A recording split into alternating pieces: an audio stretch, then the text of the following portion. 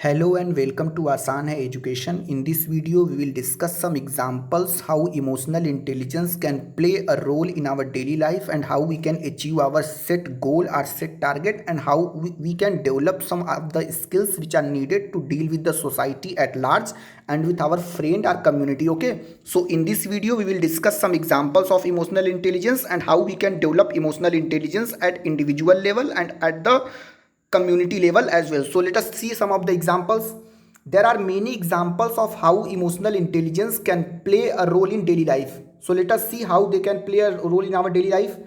Being able to put yourself in someone else's shoes. What does it mean? Put yourself in someone else's shoes. It means you are able to put yourself in someone else's condition. You are able to understand others' emotion, how they are feeling. If they are feeling painful, why they are pain. If they are sad, why they are sad. You go into their own shoes and understand their emotions. Okay, so when you are able to put yourself in someone else's shoes, a large part of emotional intelligence is being able to think about and empathize with how other people are feeling. So this ability of being able to put yourself in someone else's shoes is a ability to think about and empathize with how other people are feeling. This often involves considering how you would respond if you were in the same situation. Okay, so putting yourself in someone else's shoes means if you were in the same situation, how would you have responded?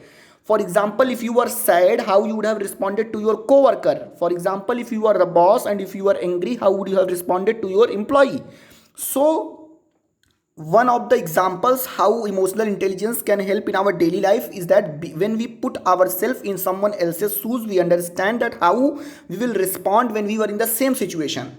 Okay, this often involves considering how you will respond if you were in the same situation. People who have strong emotional intelligence are able to consider the perspective, experiences and emotions of other people and use this information to explain why people behave the way that they do. So when you are able to being put yourself or when you are able to put yourself in someone else's shoes, you are able to understand that how you would have responded if you were in the same situation. And people who have strong emotional intelligence, they are able to consider or they have able to understand the experiences and notions that why a people reacted in the this way, what was he going through. So the first example how it can help in our daily life is when we are able to put ourselves in someone else's shoes, we are able to understand that how we would have responded if we were in the same situation.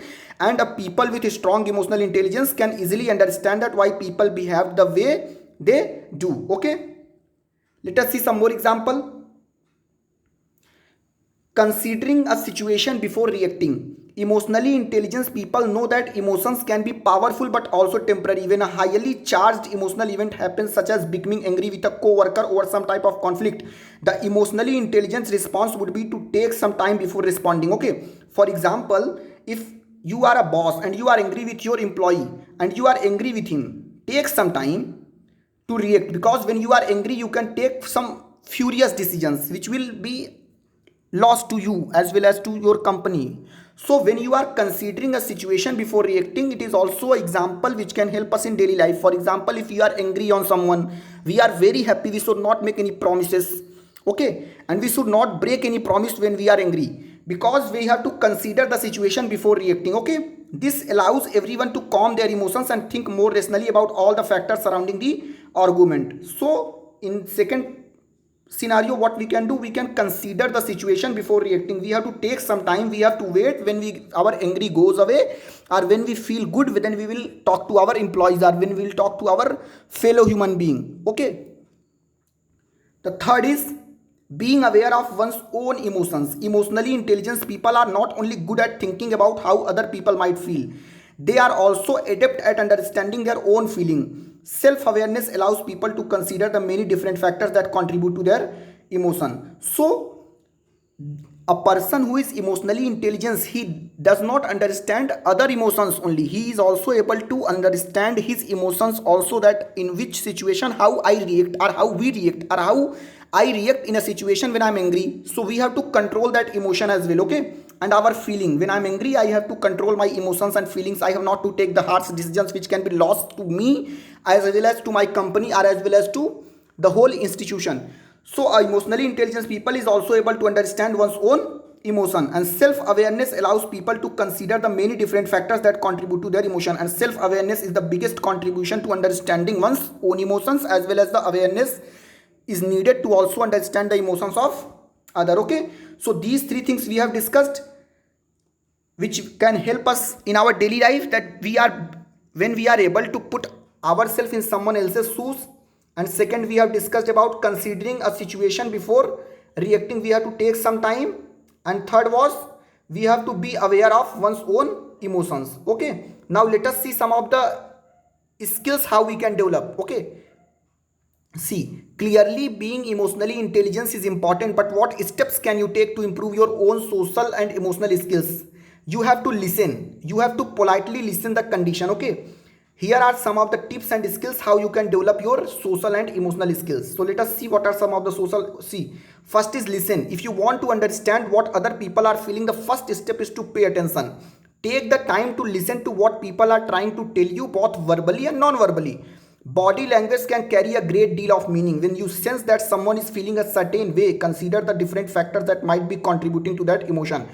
So when you want to understand someone's emotion, you have to first pay attention to what he's saying, and you have to pay attention to both verbal as well as non-verbal. What is he speaking and what is his body expression? Because non-verbal expressions are very important to understand what emotion is he going through. So when you have to improve your social and cultural skills to understand the emotions. Okay, so when you want to develop your own social and emotional skills, you have to, the first step is to listen. If you listen, you will understand what a people is going through and what emotions is going inside him. You have to observe both verbal as well as non-verbal, and non-verbal comes through body language, and what he is speaking is a verbal expression. Okay, the second step is you have to empathize. Okay, picking up on emotions is critical, but you also need to be able to put yourself into someone else's shoes in order to truly understand their point of view. Practice empathizing with other people. Imagine how you would feel in their situation. Such activities can help you build an emotional understanding of a specific situation, as well as develop stronger emotional skills in the long term. Okay, so the second step how you can develop your emotional and social skills to understand emotions, that you have to empathize with them. Suppose if someone is coming to your office and he is feeling hungry, or if he is a very old woman, so you have to understand her emotions, that yes, she has come from a far distance and now she is feeling very thirsty. You have to ask for water to her. If you ask water, she will feel good, she will be able to explain her point of view in a more concerned way. So you have to empathize with your fellow human beings, or you have to empathize with your co-worker, or we have to empathize with the customers or the clients who are coming to your office. Okay, and in this situation you can practice empathizing with other people. In such situation you will be able to build an emotional bond between you as well as the person who is interacting with you. Okay, and the third is reflect. You have to reflect. What is the meaning of reflect? The ability to reason with emotion is an important part of emotional intelligence. Consider how our emotions influence our decisions and behavior. When you are thinking about other people's, okay, when you are thinking about other people's respond, assess the role their emotions play. Why is this person feeling this way? Are there any unseen factors that might be contributing to this? How to your emotions different from other? Okay, are you explain? So you have to reflect also. For example, if you have understood, if you have listened very carefully, you will be able to understand by observing verbal expressions as well as non-verbal expressions, and you have empathized with them. But again, you are listening and you are reflecting on them. Okay, when you reflect on them, you will be able to understand and you will be able to respond as well. Okay, so you have to reflect also. So the reflection means you have to reason. The ability to reason with emotions is an important part of emotional intelligence. Okay, so you have to reason with the emotions, that why a person is feeling so. You have to put reasoning in that. Okay, this is known as cognitive thinking. Cognitive means you have to put reasoning, you have to put rational thinking in the emotions of some people. Okay, this was also a component of our emotional intelligence. So you have to reflect also. In this way you can develop your emotional intelligence skill. Okay, now what we have seen up till now, we have seen some of the skills or some of the tips how we can develop. We have discussed some of the tips how we can improve our social and emotional skills. They were, we have to listen carefully and we have to observe verbal and non-verbal expressions. Second was, we have to empathize That is, we have to understand that how we would have reacted and what we have needed. We need emotional support. And third is we have to reflect means we have to put reasoning in one's emotion, how why the people is thinking. We have to go into the root cause of it. Okay, when you go into the root cause of it, this is known as the reflection of emotional intelligence. So at last I would like to conclude what is emotional intelligence. So let us discuss. See, emotional intelligence is essential for good interpersonal communication. Some experts believe that this ability is more important in determining life success than IQ alone.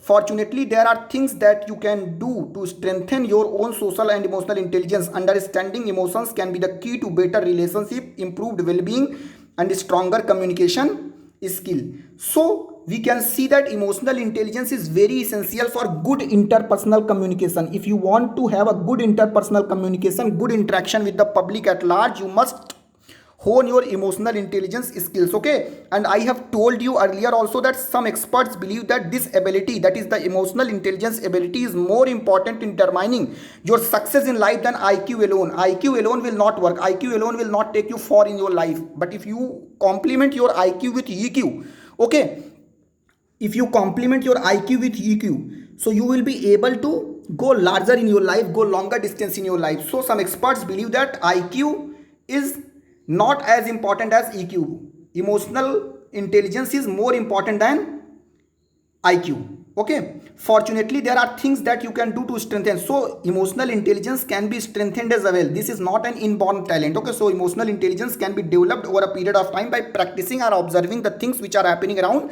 you. And at last, understanding emotions can be the key to better relationship, improved well-being, and stronger communication skills. So in conclusion, we can say that when you are emotionally intelligent, you will be able to form better relationship, you will be able to improve well-being and stronger communication skills. So emotionally intelligent person is able to form better relationship with his personal and professional life. He is able to understand the well-being of the persons or well-being of the deprived sections of the society, and he is also able to understand the communication skills which is needed to interact with the people. At last, I will tell you one more example, one more difference between emotional intelligence and IQ. Okay, intelligence quotient. See, if you ask a child 2 plus 2 is equal to 4, if he answers this question, it means he has IQ. But a mother who understands the need of her child, she is emotionally intelligence. Let me explain it again. See, emotional intelligence and IQ are two different things. If you ask a child 2 plus 2 is equal to 4, it means that child has basic IQ. Okay, mathematical IQ or numerical ability to solve the question. He has IQ to solve numerical ability. Okay, but at the same time, a mother understanding the need of a child when he is weeping, how to ask him to be silent, this ability of the mother is known as the emotional intelligence. Okay, so this is a comprehensive video which covers your topic under GS paper 4, which is named as emotional intelligence concept and their utilities. So when you watch this lecture, your emotional intelligence concept will be covered holistically. Okay, thank you for watching. Have a great day.